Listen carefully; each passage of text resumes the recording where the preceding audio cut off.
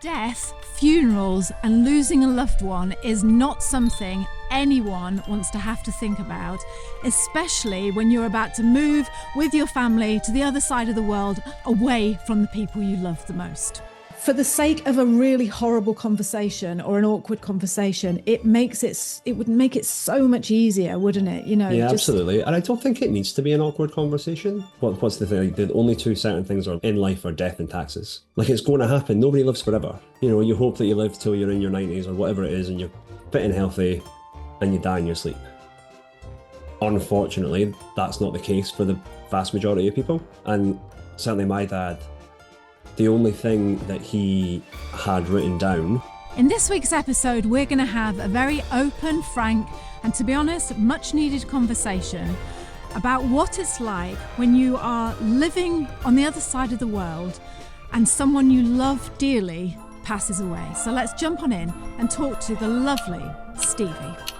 NZ Ahead, coming to you from Taranaki, New Zealand.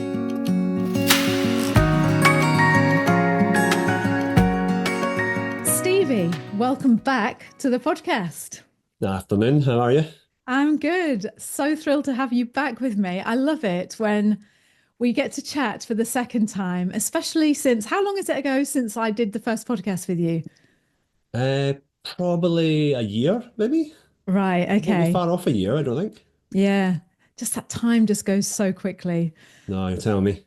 But for those people who don't know who Stevie is and they haven't seen the podcast previously, who are you and why are you in New Zealand? So, hi, I'm Stevie. I moved over with Aileen, who's my wife, and our two boys, Robbie and Ali, in July 2023. So we're coming up for 2 years that we are over here. 2 years. And we just kind of moved over as a why not give it a go? Yeah. And we did. And like I say, we talk all about your reasons for moving to New Zealand, how you're settling in New Zealand, why you left Scotland in the previous video, and I will link to that in the description below. But what we're here to talk about today is it's a sensitive subject, but it's a subject that needs to be addressed because it happens. I'm going to say it will happen to all of us, won't it? And that is the subject of when you lose a family member, when a family member passes away and you're on the other side of the world, the logistics of that and everything that goes into that. So first of all, before we start this podcast, I want to say a huge thank you to you for doing this, Stevie. Not a bother. Like you said, the chances are it's going to happen to most folk that emigrate at some point. Yeah. It's not a nice thing to think about, but it's one that you should definitely consider. Yeah. So let's go into your story. What happened? It was your dad, wasn't it? It was my dad. So I would probably phone my dad twice a week driving to work. Just, how are you? What's happening? And nothing exciting. Just been at the pub, went out for tea, did this, was at the bowling club. And then he bought himself a new car that he did on whatever day it was and drove it home from the garage. And the next day took not well and went to the doctors, and I think they kind of, I don't want to say fobbed him off because that's not fair. But it was like, oh, it's probably a virus. Nothing to worry about. Just lots of rest, lots of paracetamol, lots of water, you'll be fine. And it never really got any better. I probably didn't know at the time that he was speaking to the hospital. Like his partner had kind of put her foot down a little bit and had managed to, say, like, this is clearly not just the virus. Things aren't right. And they were speaking to the hospital and he was getting brain scans and all this kind of stuff. And we were going to Topo one weekend when Aileen's mum was here. And I knew he wasn't too well, but it was maybe, 3 o'clock in the afternoon here, maybe a bit earlier, but it was late at night, early in the morning in Scotland, and I got this text, and it was super abrupt, like either got a brain tumor or I've had a stroke. And like, and I was like, oh, bloody yeah, right, okay. Didn't bother phoning back and just kind of sat on it for, a couple of days and then spoke to my dad's partner and she kind of filled me in. And yeah, that was it. They saw something on an MRI scan and they couldn't really see what it was. So they want to do a biopsy. And the thing that triggered it for me kind of finding out that he wasn't well was he'd be on the phone and it'd be like, oh, did you watch the football at the weekend? Oh, aye, what a result for United, aye. Blah, blah, blah, blah, blah. And then we talk about something else. And then he'd ask the same question again, like seconds later. And I was like, you've just asked me that. Like, I think you need to go see a doctor. And like Lynn was obviously in the background. And that's when she kind of said, oh, look, yeah, we are speaking to folk and, things are maybe not quite as great. And I kind of said then, look, I don't think I need to come back right now. There's not much I could do. Like, make me much use. I was like, but if that changes for any reason, or if you want me to come back, like just say and we'll book a flight. Don't worry about it. And my dad's always, he's of that, or he was of that generation. He said, no, no, it'll be all fine, don't worry, blah, blah, blah. And then I was on the phone to him one day, and by this point he was kind of really not well. And he just kind of said, oh, I think I'll need somebody to come home at some point. And it was the first time he'd mentioned it. And he didn't say, I want you to come home. He never, wasn't that to the point. But I was like, right, okay. So just that was a Monday. And I flew back on the Saturday, I think, that weekend, certainly. And that was at the start of November, possibly. And then he died on Christmas Day, which was nice of him. He died on Christmas. Oh, I'm 6 o'clock on Christmas morning. Yeah. So that was interesting. But that is what it is. You can't choose, I don't think. Or maybe you can. Did you go back with your family, with your children and It's Eileen? not to start with. So my work were great. They were really good. And, I was, for the kind of few weeks before I went back when I knew my dad wasn't particularly well and he was getting tests, every day I just say to my boss, look, we're not any further forward. I'll probably need to go back at some point. And I was just letting him know every day if we were any further forwards or backwards or wherever we were. And the night, the day that I spoke to my dad and on the way to work, I kind of went in and said to him also, like, I'm going to book flights today to go back. And he was, they were totally amazing. Like, don't worry about it. You can work remotely. That's no bother. Fair enough. It'll be a funny time, but we'll figure that out. Your family or the most important thing. Do what you have to do. Don't worry about work, which was, magic. Really, a really good thing. So, yeah, I think I went back on. I think the middle of November. I think I went back, and just on my own. And then maybe a month later, Aileen and the boys came over. So it was Aileen's 40th on the 18th of December. And I think she came over at in mid-December, maybe. And then we came back here at the start of January. But yeah, so I was over on my own to start with. And that was the hardest bit, I think. Being there on your own. Being on my own, like just being away from normality. Yeah. Maybe, and only seeing, because it's the longest I've been away from Aileen and the boys forever, really. So yeah, it sounds great, you get a couple of weeks holiday, long lies and stuff, but the reality of it is very, very different, and it isn't easy. No, and it's not. But especially because you're going back under circumstances that aren't happy circumstances. There's absolutely not going to be a happy outcome for this. Yeah, so. No, absolutely. Yeah. And I didn't really tell folk that I was going back. Like, I didn't tell friends from Scotland that I was going back because I wasn't going back to socialise or to see folk. I was going back to try and, I'm not a nurse or a doctor. I'm like not medical at all. I can't really look after someone, but try and help as much as I could with my dad.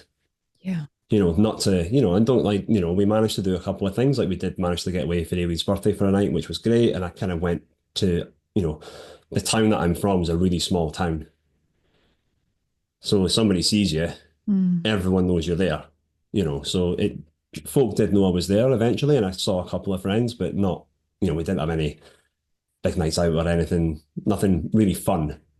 No. That was done, that we didn't. But it was what it was. That's, that wasn't the reason for going back. So I've got two questions. One, what do you do for a job? I'm an accountant. You're an accountant and you work for a firm. You're in Hamilton, aren't you? Not Hamilton. No, Tauranga. Tauranga, yeah. And you work for a firm in Tauranga. And well, that's great that they were understanding, because that's a long time to be off work, isn't it? It was so long. So I was probably out of the office for 12 weeks. Yeah, that's start to finish, like a long time. And I was working in inverted commas. Like I would manage to do some work, but it would be UK time, not New Zealand time. So, and my boss was well aware of that. I used all my sick leave. I think I'm overdrawn on my sick leave, so to speak. And I used some holidays, but nowhere near the amount of days that I wasn't there. And the amount of work that I didn't make up the difference. And I didn't lose a penny. I was paid full whack, which was like, you don't have to worry about it. You don't have to think, oh, all right, man, we've got to pay rent next week. Yeah. And these bills are coming out. If you're getting paid, it's fine. It was no problem. And the thing, we wouldn't have been stuck, but it was one less thing not to have to worry about. Yeah, and it's a huge thing, isn't it? And it's a huge thing, yeah. Because unfortunately, it's one of the most important things is that you get paid every week or fortnight over here. Yeah, that's right. So, so that was really, and I kind of, when I did go back into the office, I made sure that my boss and then his boss has got like a bottle or something just to kind of say thanks. Yeah. Just I felt like it was the right thing to do. Yes, absolutely. And Aileen's job and the kids at school, how did you juggle that going back to the UK? So, Robbie missed a week of school. So Aileen came back a week before the term finished. The school were totally fine. They were obviously understanding, it's no bother. And Aileen's work were pretty good. She had to take some unpaid leave. She's a nurse. She can't work remotely. Nursing doesn't let you do that, I'm afraid. But her work, they were really good as well. But their hands were more tied than my works were. So Aileen kind of used a lot of holidays and a lot of sick leave and had to take some unpaid leave. But again, it was, it was fine. We managed. That we did. Do you know what? I think the hardest thing, or one of the hardest things, is, Stevie, when it comes to family sit back home, back from where you're from, getting ill. For me, this wasn't a problem because my dad died and I went to the funeral. But with Brian, it was that same thing of, that they're ill and sick, but you don't know when to time it. Because Brian's mum was like, no, don't come. I'm going to get better. And, it's like you say, you've got to keep things going here. You've got a mortgage to pay. You've got kids at school or whatever.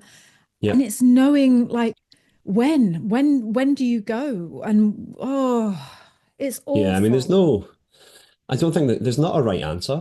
You do what you feel is right, and then that's the right answer. And folk will have opinions. Folk from the UK might tell you that you should be coming home sooner. That may or may not have happened. To me, I was already speaking to my dad about when I should or shouldn't, But yeah, you'll know, and say that whatever you do is the right thing to do. Yeah. And if folk tell you otherwise, they're wrong. Yeah. Because it's an impossible situation that you can't win in, unfortunately. And of course, you've got, like you say, talking about that, because again, it happens to all families. You've got people like the family that you left behind there. Like say you've got two brothers or sisters and you've got your brothers and sisters over there and they're doing the bulk of the work in their eyes. It's like, why aren't you here? I'm worrying about mum or I'm worrying about dad. It's me that's doing all the hospital runs. It's me that's finding enough going to the doctors. And you're just over in New Zealand living the best life. And why aren't you here? And it's just, it is such a reality, isn't it? Yeah, massively. I think the Yeah. thing that maybe made it slightly trickier, trickier is not the right word. So I'm an only child. So I Right. was my dad's only next of kin.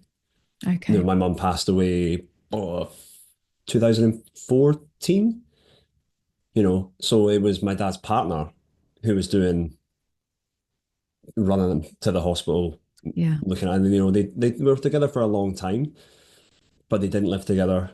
They weren't married. They had very, very separate lives, although they were very much a couple and they were very much in love.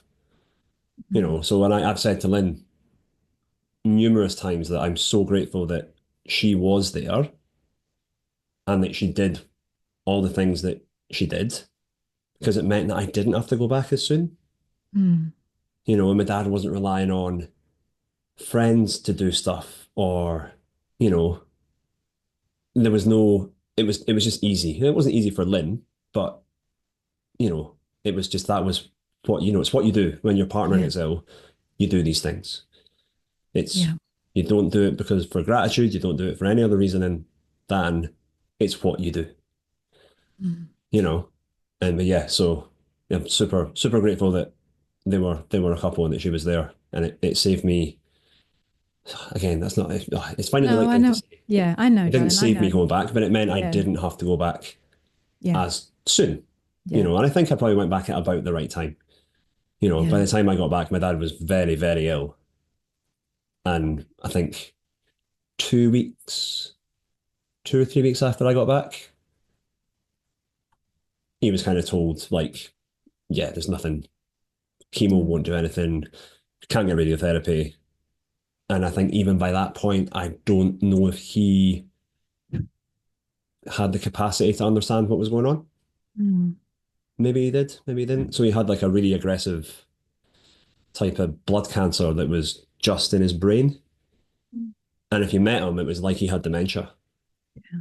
That's what his symptoms were like, and that's how it was possibly missed again in inverted commas because he didn't have any symptoms of a brain tumor. Never had sore heads because it was confined to his brain. Mm. All the blood work that he had done didn't show any cancer markers.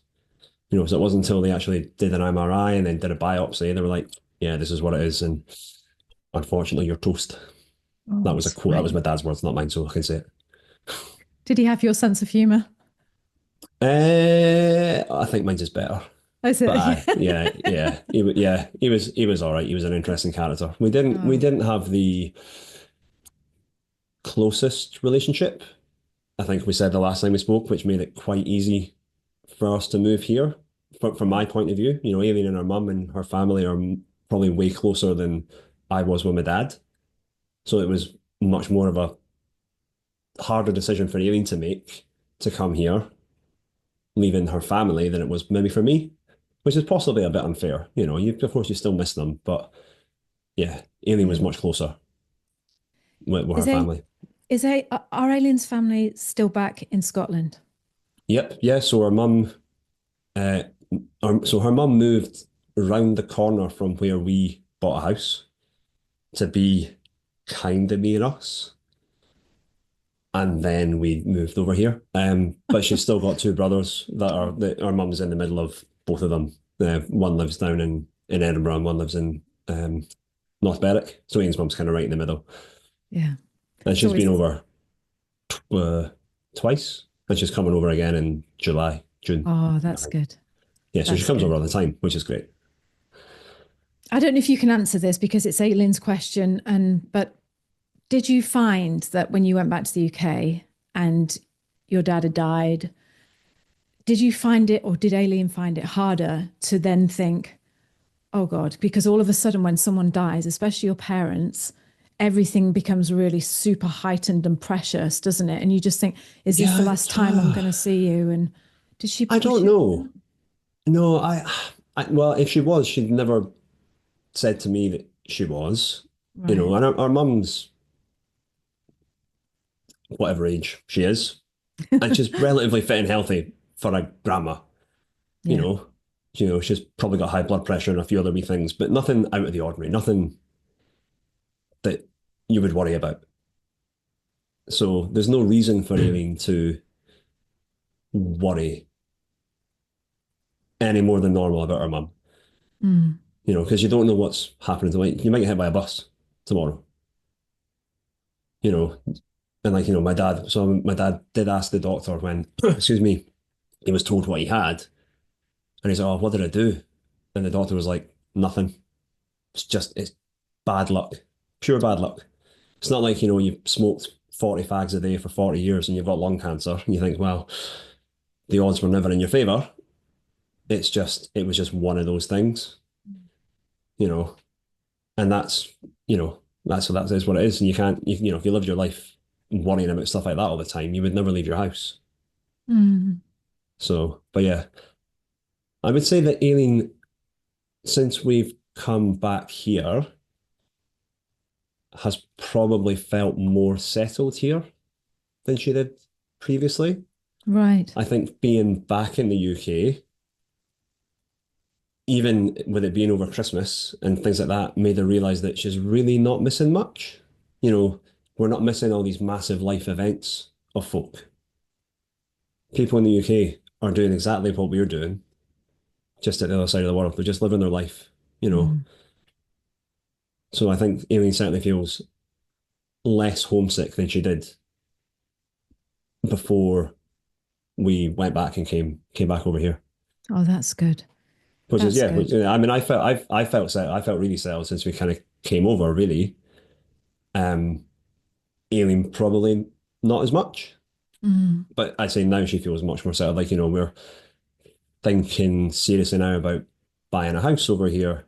Mm. Whereas had you asked us before Christmas, Aileen probably would have said, "Oh no," because we probably won't be here long enough to warrant it. Whereas now it's like, well, it is only a flight away. It's a long flight, but yeah, so that's where we are at the moment, Do which you is think quite that's, exciting. yeah, very exciting. That you'll be a proper Kiwi then. Oh, maybe, If maybe. you work really hard. Yeah, exactly. Do you think it's because Aileen went home or went back to Scotland? I've got to stop saying that, home. And went back to Scotland and realised that, because you spent quite a while there, that realised, like you say, actually, this is exactly the same as it was when we left. And we left Yeah, because, absolutely. yeah, it's weird, isn't Yeah, it? exactly. Yeah, like you're not like, I mean, like for the town where I'm from, so I'm from a town called Carnoustie, kind of just up the coast from Edinburgh a little bit. It's the same folk drinking the same pub, stand at the same spot at the bar. It's a really wee place, and it's lovely. It was a great place to grow up. Where Aileen's from, she's from a big city, so it's very, very different. But, folk get into the same habits, I think, of doing the same thing, you know. But yeah, it's not that we don't miss it. Of course we miss it and we miss the people and, you miss friends and things like that. But yeah, it's starting to feel a bit more like home over here now, I think, That's good. which is quite cool. That's good.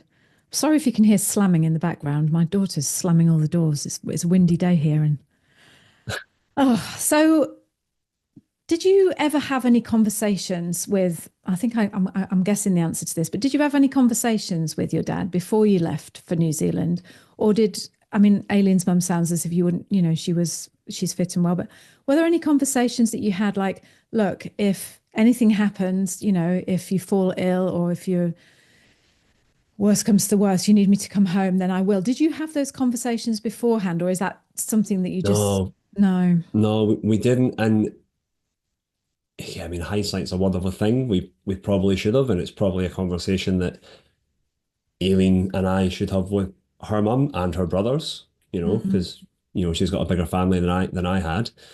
Um, but no, we didn't, and yeah, we weren't that type of family. Even when I was younger, we never sat down and spoke about anything particularly meaningful, you know, which it's a different era, a different generation, I suppose. Yeah.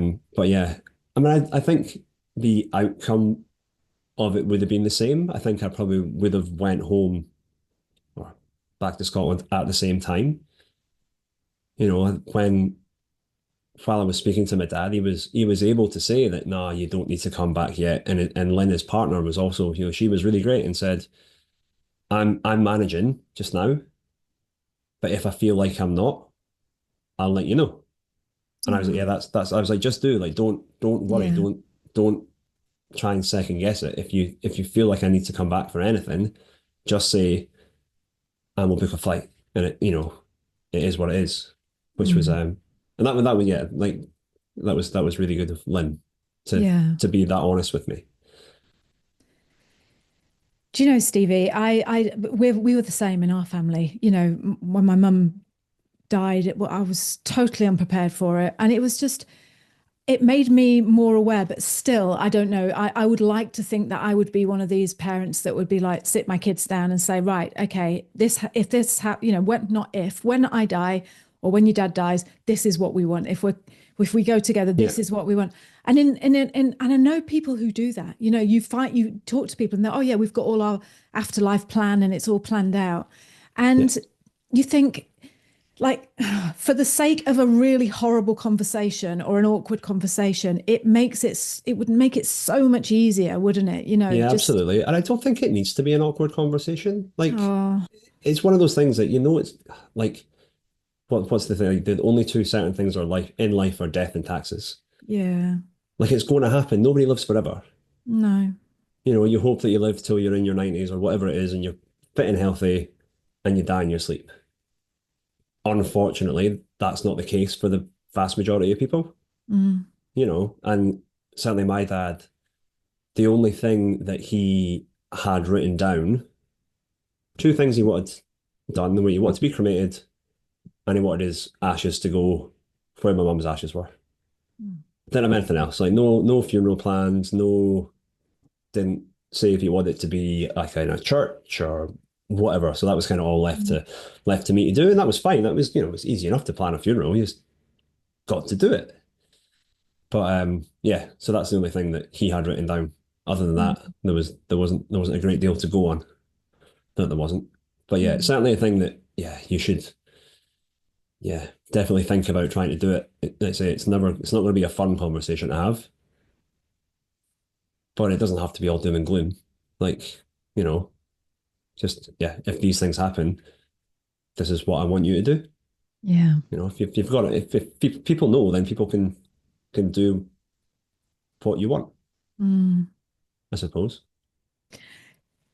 It's funny because my mum's dad was from Scotland. He's Glaswegian, and she had exactly the same outlook. And I think it's probably a Scottish thing because when I hear you talk and you say things like that, like on her will, on the front of her will, it wrote, "Only open this when I kick the bucket."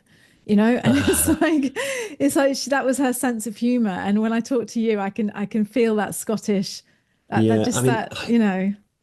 yeah, I mean, there was things that you don't, things you don't realize that you maybe are or aren't allowed to do.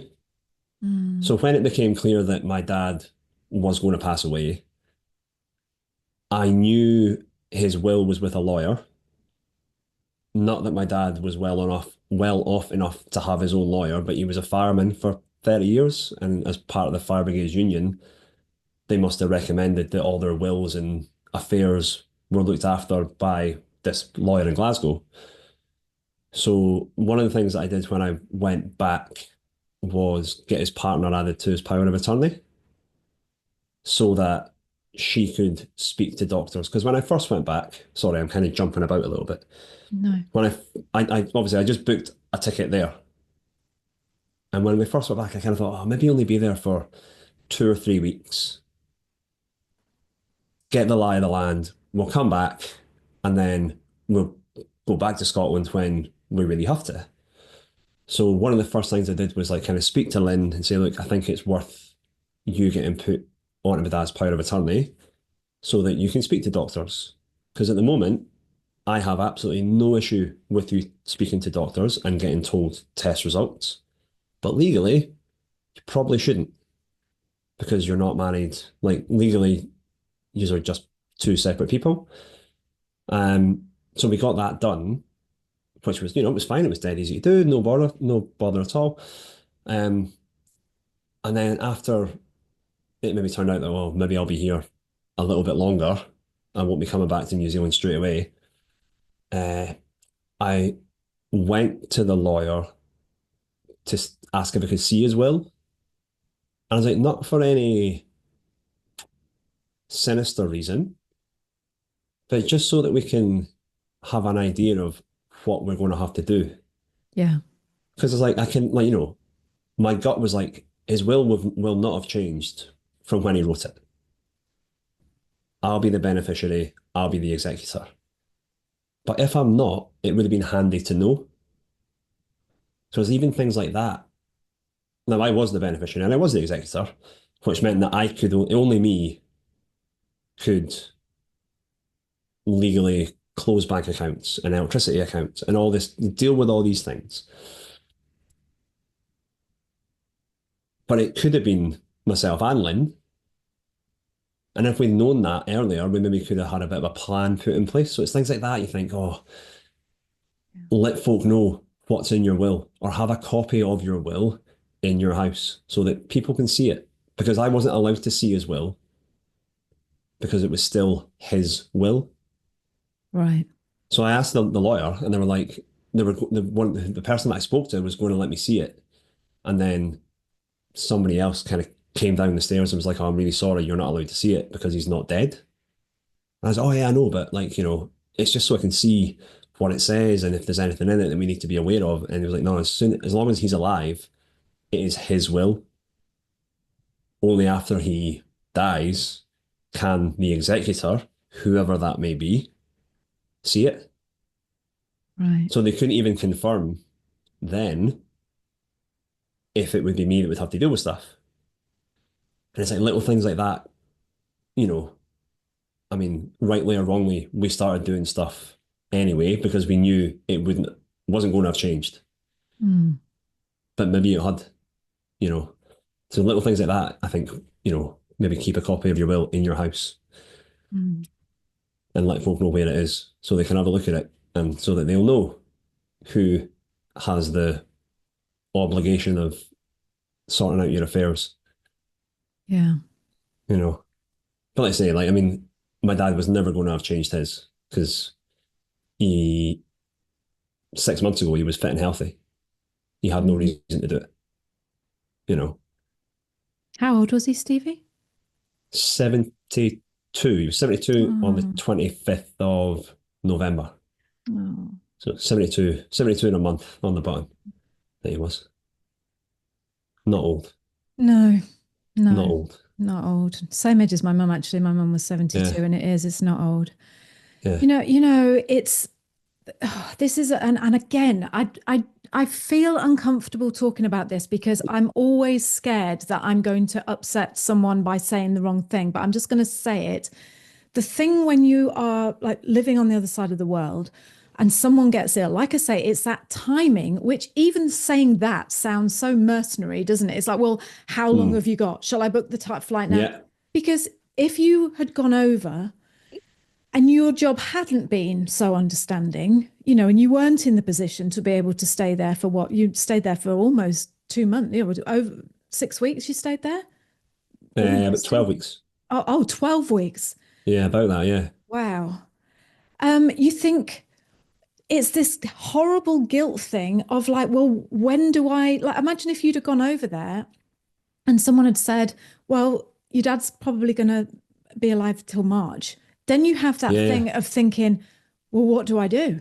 Do I stay? Yep. But I don't know if you agree with me here, Stevie, and I'm talking from personal experience with both my parents, is you have to remember what your parent was like in real life, like what they would say to exactly. you. Yeah, absolutely. Yeah, and I totally agree. I mean, there's nothing, me being there any earlier, or even if my dad could have got treatment, would I be in any use being there? Probably not. No. Like, because I wasn't going to be, he was of that age. I wasn't going to be a shoulder to cry on for him. He would never have been like that to maybe on his own, possibly, but never in front of anyone else, Mm. So it's like, and I would have just probably got in the way. So yeah, it's like I said earlier, there's the thing that you choose to do is the right thing to do. Mm. That it is. But it's difficult. It's never an easy decision to make. Well, no, maybe that's wrong. I think when the time comes, it's an easy decision to make. Mm. You'll go with your gut and your gut will be right. Yeah. And you won't second guess yourself. Like at no point when I was there, even on my own, before even the boys came over, was I like, oh, should I be here? Is this a waste of time? Because at that point, it was quite useful me being there. Like because unfortunately, my dad's partner's dad wasn't very well either. Oh. Like I think he's much better now, but at the time he was very ill and yeah, like seriously ill. I think at one point they were waiting on a phone call to kind of say, oh, he's he's passed away as well. Touch like thankfully he didn't and he's much better. But yeah, it's it's not an easy situation to be in, but it's easy to make the right decision, I think. Yeah.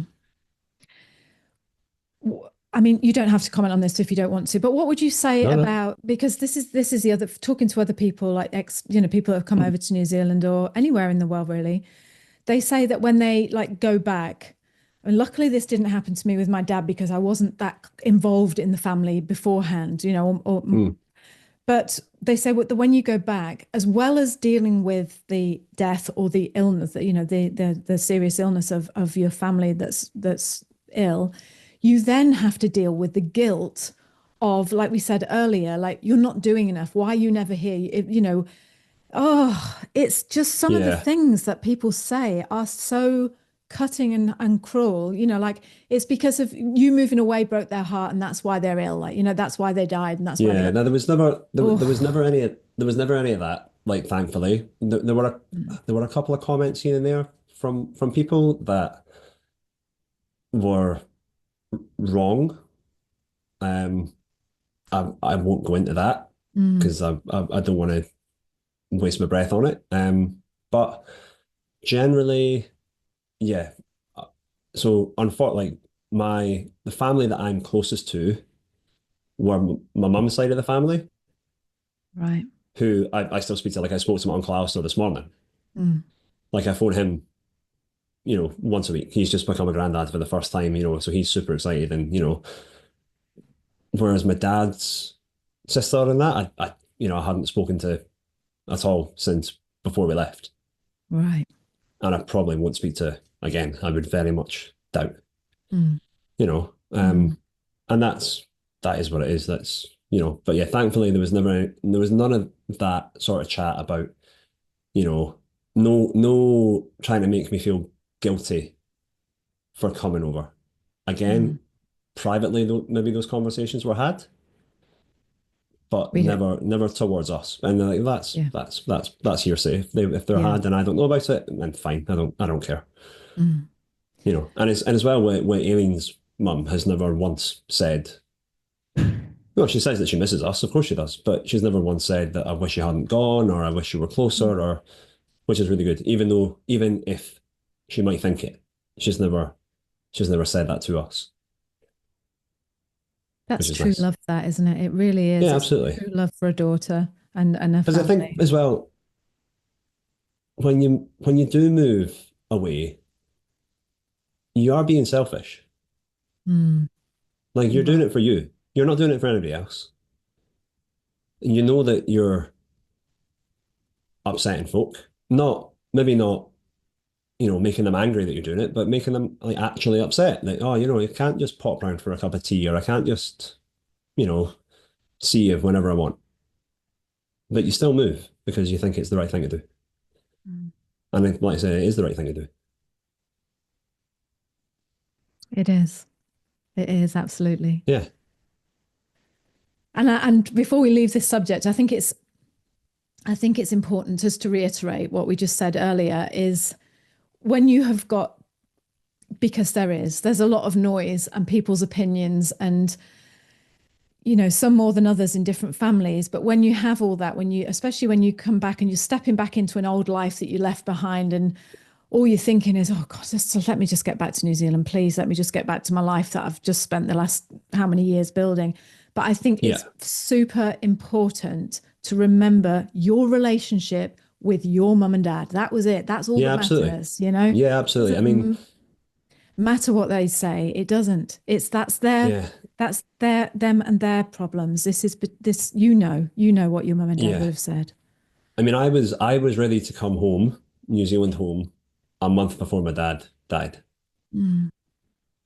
Like I was saying to Aileen, like, don't bother coming over because I want to come back. But that would have been running away from what was going on. In all honesty, and I think I knew that I couldn't. But I was like, I'm definitely ready to be going home and to getting into normality.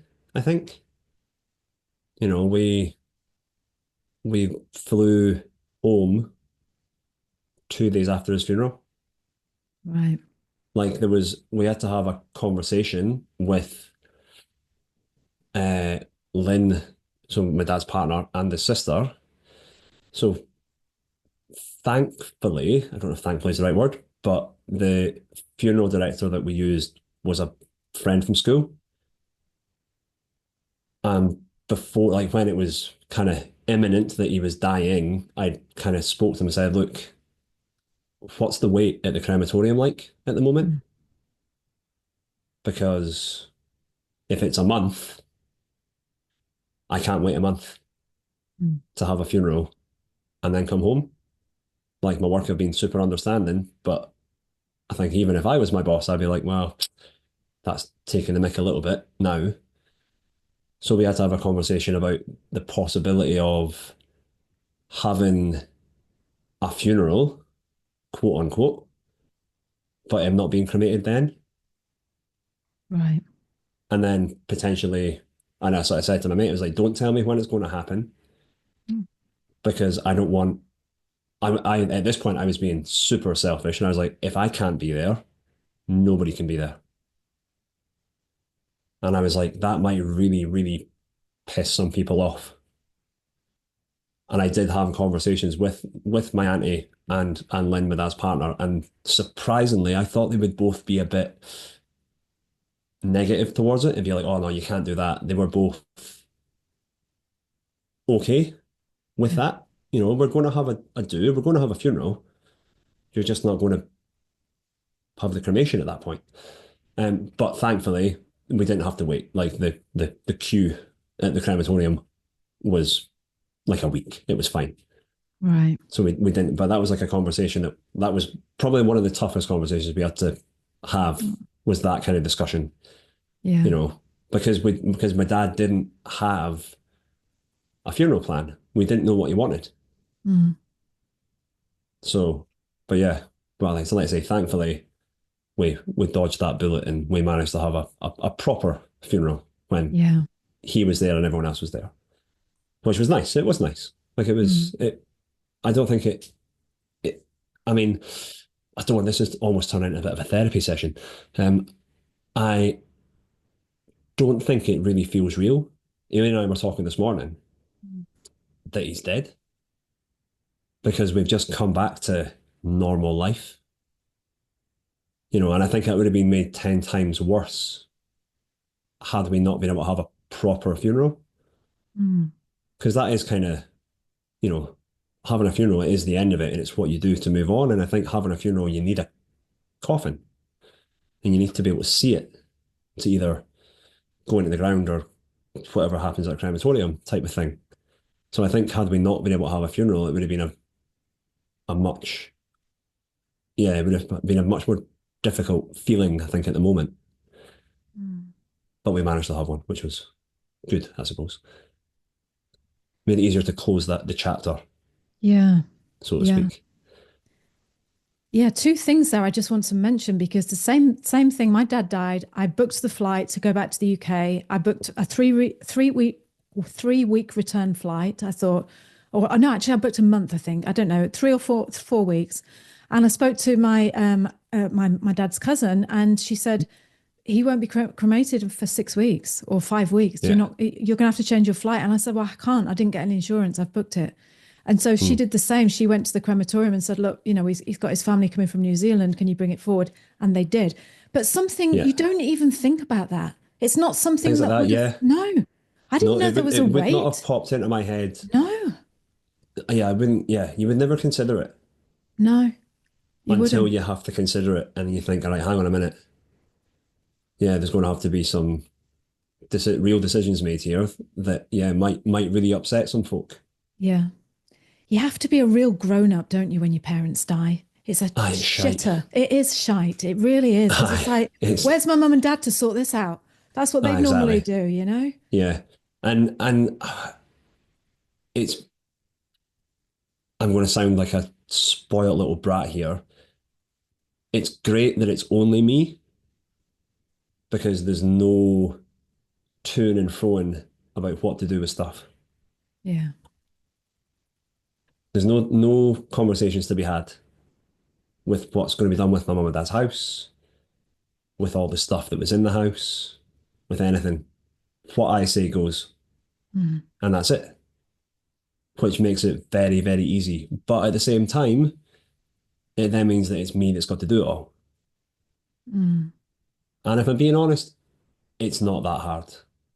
Like, I did think that doing it all from over here, when lawyers and estate agents and all these things are open at the other side of the clock, would be a real pain in the arse. And it's Mm. not. It's fine.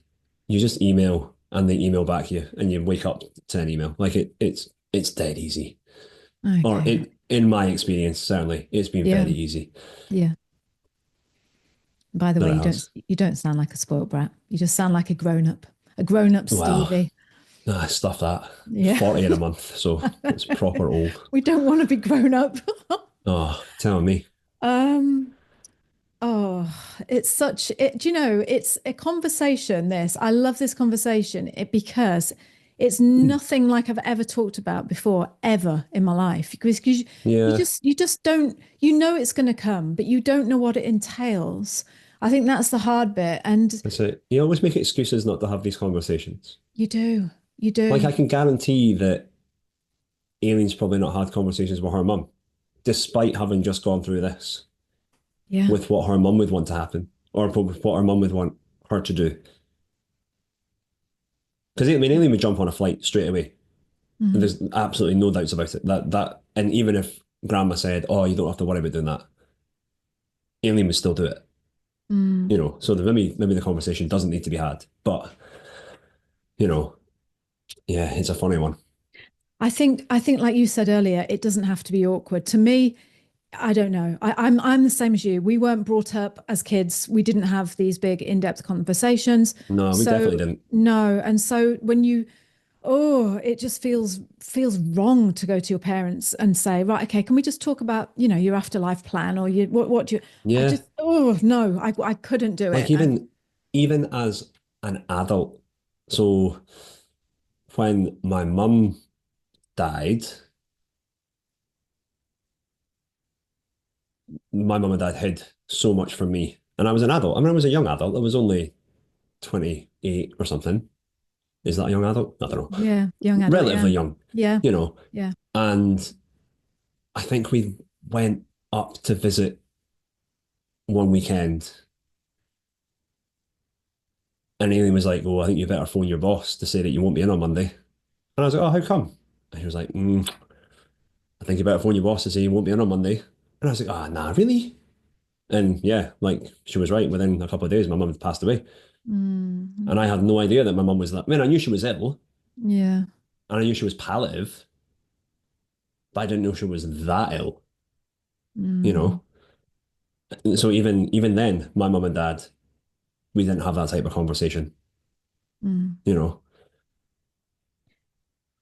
And she would which is have something that wanted I to. want to make sure that we try and speak to our boys about stuff like that a bit more.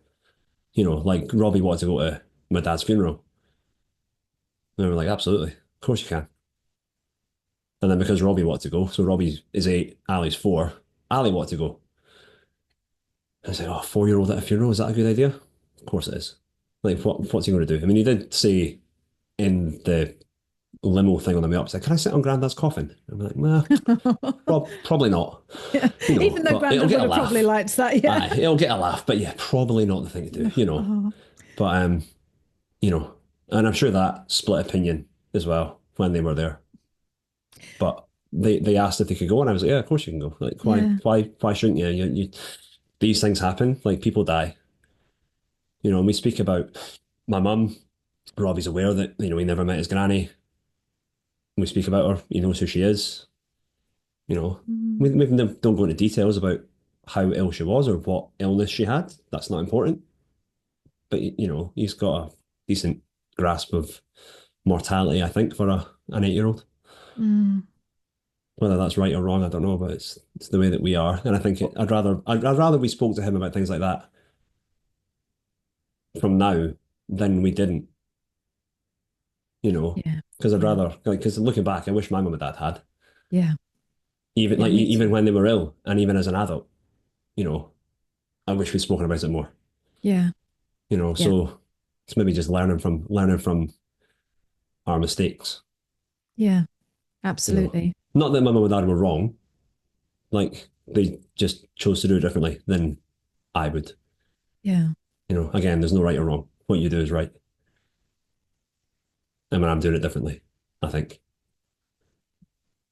And, you know, I always think they did what they thought was best. And that's it, you know. Absolutely. Yeah, absolutely. And again, you know, just thinking about Robbie in the coffin and in the car, this is the thing that I think we're diverting. I know we are, because we're supposed to be talking about how to deal with death when you were living in New Zealand. But this is just between me and you, two people who have just lost their parents at the same time. Do you know, I just think,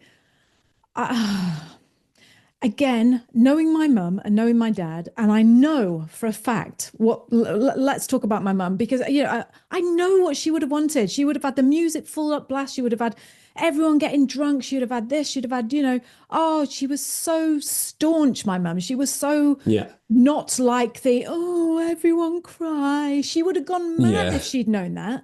You know, it would have done her head in.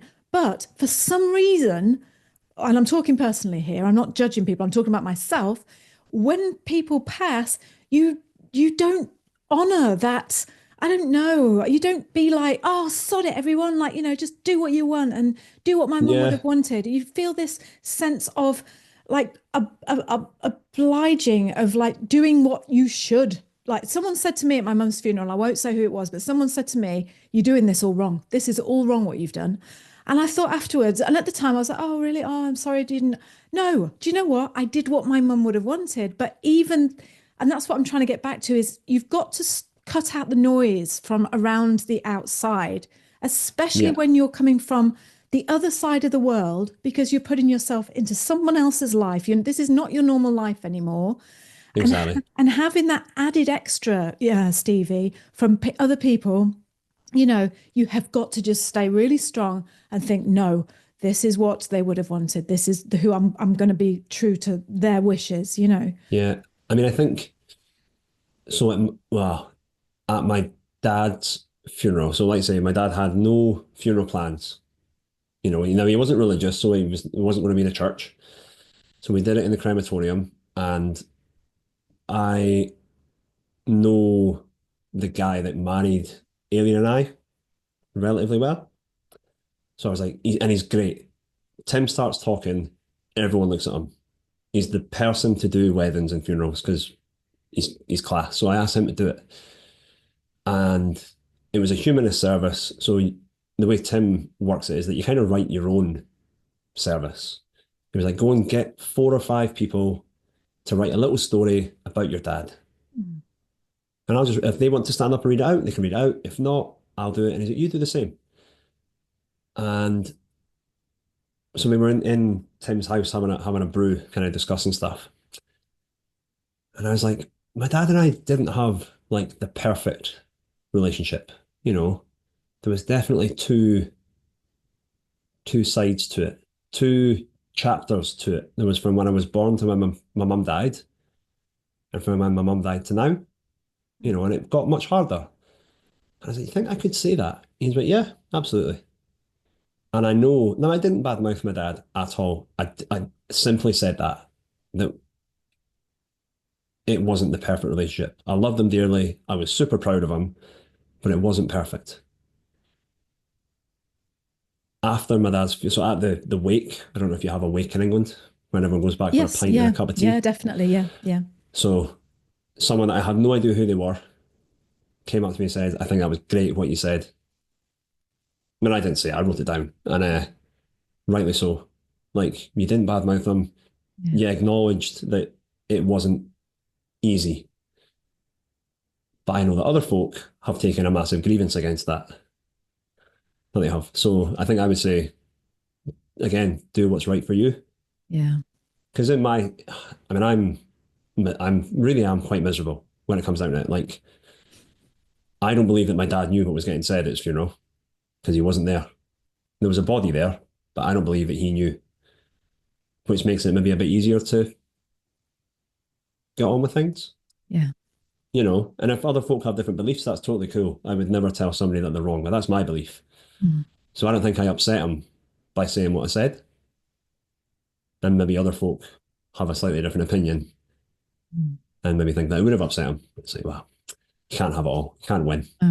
No, you can't. So again, whatever you choose to do is the right thing to do. Yeah, I love that.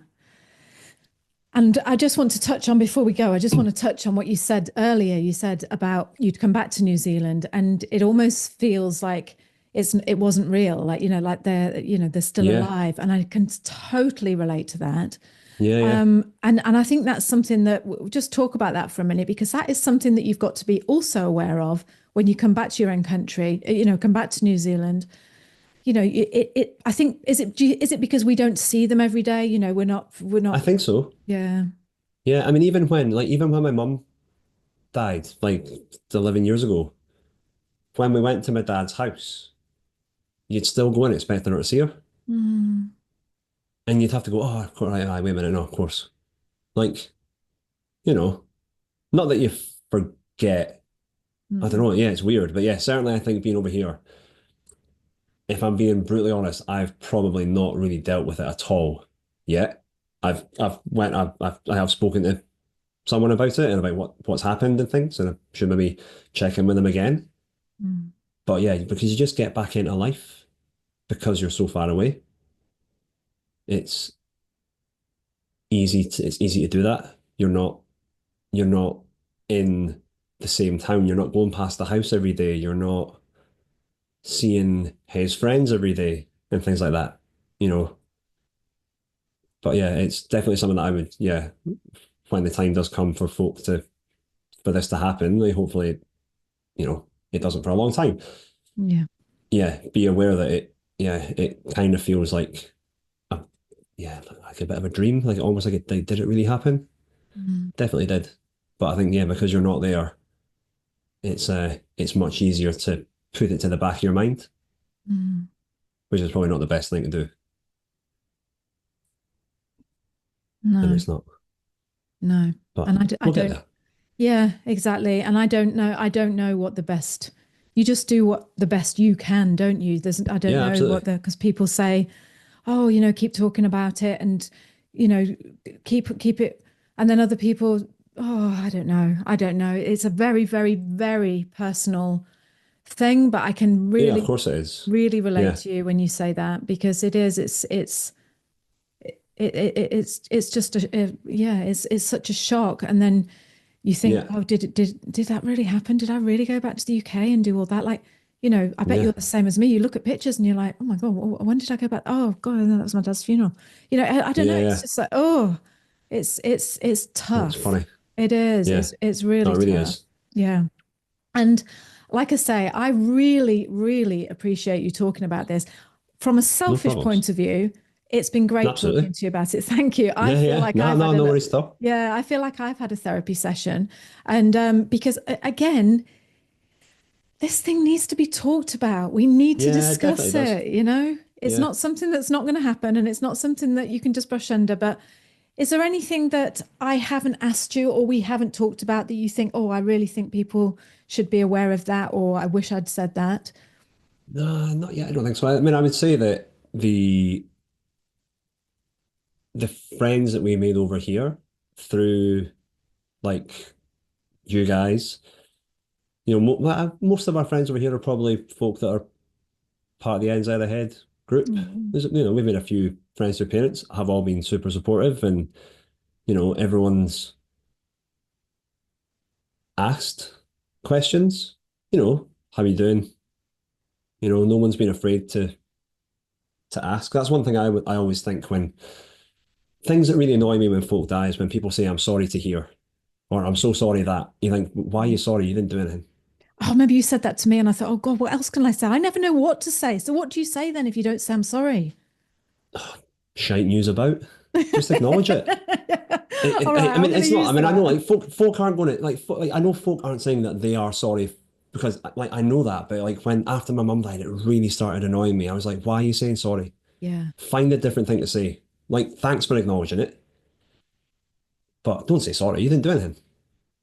It's so And I true. know, It's so and I know true. they don't mean sorry. It's just, but it's what you say. Yeah.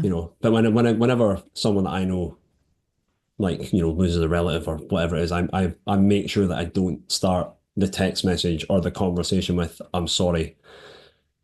It's generally shite news about. Yeah. Yeah, you said that to me when I lost my I remember you messaging me on Slack and you saying that. Yeah, And again, this goes back to staying true to who you are. And instead yeah, of thinking, oh, do you know what? I even Googled what to say to people when their parents died. I just didn't know what to say, and yeah, that's after my parents had died. So I don't know. yeah, So I'm not exactly a yeah, good absolutely. example, but it's And I know that folk, it's like it's just what you say. It's what you say. I'm sorry. yeah, You but know, like you say, it's but not yeah, it's not you're not real. sorry. No, You've you're not done not. anything to apologize for. Like Yeah. sorry's not the right word. Shite It, is. yeah. Or oh bloody hell, Stevie. You must be feeling fucking shit. I know, yeah, Exactly. Yeah. like That's it. that. Just acknowledge it. Yeah, Just acknowledge yeah, it. yeah. Because I always remember. And this is not about me at all. But I remember years and years ago, somebody that I used to work with, dad died like at the drop of a hat, really unexpectedly, and he was off work dealing with it, and he came back, and we sat in an office with like lots of rows of desks, and he was the first one that you went past, and I wasn't particularly close to him. I knew him. I had a beer with him on a Friday, and the first day he was back at work. I got in the office at 9:05. It was full. And I was like, oh, John, shite news about your dad. Hope you're doing all right. And he's like, you're the first person to say something. Oh, Everyone's walked past and nobody's acknowledged that. And I'm like, why? Why are folk afraid to say it? And John was like the life and soul. He was, you weren't going to upset him by acknowledging it, and everyone knew that. And it's like, why are folk afraid to acknowledge things? Like things happen. You've not caused it, and yeah, maybe somebody would get upset by you acknowledging it. And mm, that's not a bad thing. Like you've not done something deliberately to upset them. You're just acknowledging that you're thinking about them or acknowledging the situation that they're in, mm. you know. But I'm going to anyway, remember that. No, I'm going to remember it because it's true. And again, it's about staying true to yourself. Like Brian says, Kia stay true. And it's true. It's say what what you really want to say, rather yeah, than what absolutely. you think you should say, because that's what Yeah, everyone else says. So yeah, yeah, that's good advice, Stevie. yeah. But no, I think we've covered everything. I don't think there's anything that yeah, like I said, I don't know what we were going to speak about. And you asked me to think of 5 questions. I was like, oh, God knows. Sorry for doing that. I was Just trying to be grown up and proper. yeah, like I say, it's just discuss it. Just acknowledge that things happen, and yeah, Yeah. you're going to go through it at some point, unfortunately. Mm. And I mean, you and I aren't anymore. We've done it. Got the t-shirt. yeah. I don't know if you can be an orphan at 40, but Do it's you where know I am. this is a really really weird thing to say, but I'm going to tell you that I thought it anyway. And I don't know if you, but when my mum died, I was obviously your heart breaks. And then when my dad died, after about a couple of weeks after, I thought, I don't have to go through that ever again. I don't have to worry about my mum and dad dying, because now they're both gone. It's done. And I thought, I wonder if I'm weird, and I wonder if anyone else thinks that like that. Yeah. I don't think I've ever said it, but I think I've definitely thought it. Yeah. Yeah. Like, yeah, it's done. It's yeah. Like I say, it's that bit's done, and you move on. Yeah. Yeah. Listen, I really, really appreciate you talking to me today. Like I say, I know for a fact people will be listening to this thinking, what a refreshing conversation. And you were the most... Maybe. No, 100%. I know that for sure. And I want to thank you, Stevie, for your openness, your braveness, just your willingness to share that, and for being such a fantastic member of the community over there on Slack or Z Ahead community. Love having you there. It's Thank you from the bottom of my heart. It's been super. It's been great. It's been really good. Funnily enough, like, it's not been a particularly pleasant conversation or topic, but it's been a nice conversation. Yeah, I think so. So meet up again in a year. Sounds good. Okay. Hopefully be in a different house. Oh yeah, you'll have your own house. Yeah. Okay, Stevie. Thank you so much, darling. See you soon. Okay. Bye. Bye. Bye. There's one thing about moving to New Zealand that no one talks about on the internet. No one mentions this, because that means that if you say this, then it means you're ungrateful and you're whinging and you're just wrong. You shouldn't have moved here. And that thing is about feeling grief for what you have left behind in your home country. Do you know what? I'm not elated. I'm not rubbing my hands together with glee because I live in New Zealand. I don't just look out and look at the countryside and think, oh, well, at least I'm in New Zealand. Yay, I'm really happy. In this week's episode, we're going to talk about a subject that is so important. I wish we could just make so many videos to reach so many people. And that is the feeling of that loss that you will feel, which is completely natural, completely normal, but sadly is not talked about. So let's jump on in and find out what the grieving process is like when you move from one country and come all the way to the other side of the world and give up everything you've had to another.